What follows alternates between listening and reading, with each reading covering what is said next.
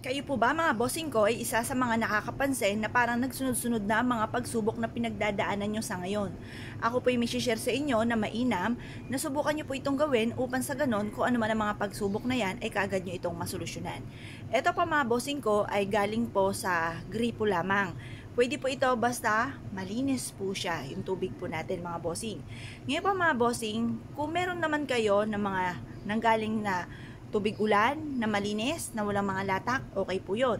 Kung kayo po ay malapit sa dagat, kailangan malinis din po yung tubig. Or kaya po galing sa ilog, lawa, batis, balon, ayan, pwede po siya.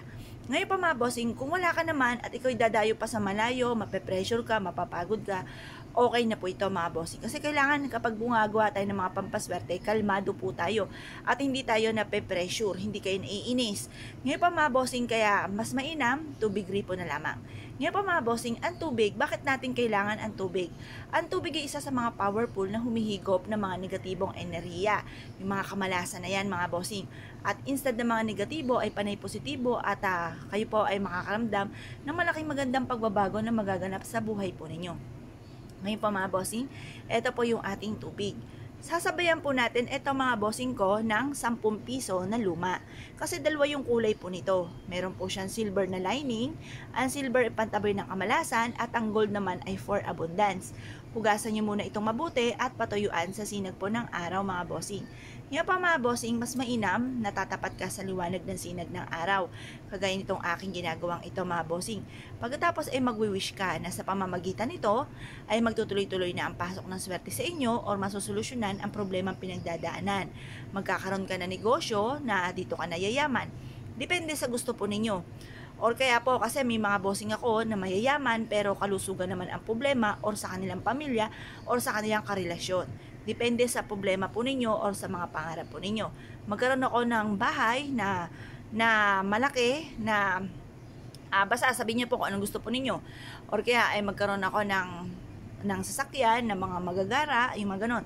Or magkaroon ako ng maraming pera, makabayad na ako sa mga pagkakautang at hindi na muli ako mangungutang pa. Mag-wish po kayo ng mula sa inyo pong puso mga bossing team na panalangin. Ngayon pa mga bossing, eto pa mga bossing ko ang ating pong barya. Ilagay niyo po siya dito. At pagkatapos mga bossing, mag-wish po kayo ng mula sa inyo pong puso, team na panalangin. Sabihin nyo na lahat ng gusto po ninyo na walang gamit na sana, direct to the point mga bossing. Ngayon pa mga bossing, sabihin nyo po dito na mula ngayon ay ito'y simula na ng tagumpay ko sa buhay at kailanman ay hindi na ako mamumblema tungkol sa usapin ng pera. Sabihin nyo na lahat ang gusto po ninyo. Pagtapos na po kayo mag-wish mga bossing, ilagay nyo po ito sa mas maganda tapat ng pintuan or bago pumasok ng inyong pong tahanan at ang dulot po nito ay swerte. Ngayon po mga bossing, basta pag ang ating tubig ay parang madumi na, itapon nyo lang po ito sa lababo, pagtapos buksan ng inyong pong gripo, linisin nyo pong mabuti itong lagayan po natin, itong ating baso. Ganon din po yung ating pong barya, hugasan po natin at pagkatapos gumawa po muli kayo ng ganitong mga pamamaraan. Meron akong bossing na nagpunta po dito, sabi po niya sa akin, ang pinakamaswerte na ginawa po niya, na effective po sa kanya kasi may negosyo siya na malulugi na, ay itong tubig at ganon din po ang barya. At ito po, isa sa mga subok na rin, paborito ko rin na pampaswerte. Kaya kung kayo pinaniwala at nais po itong gawin niyo po ito, basta kayo ay maglaan ng ilang minuto at kayo po ay manalangin ng team, masusolusyonan ang mga problema. Yun na po mga bossing, salamat po.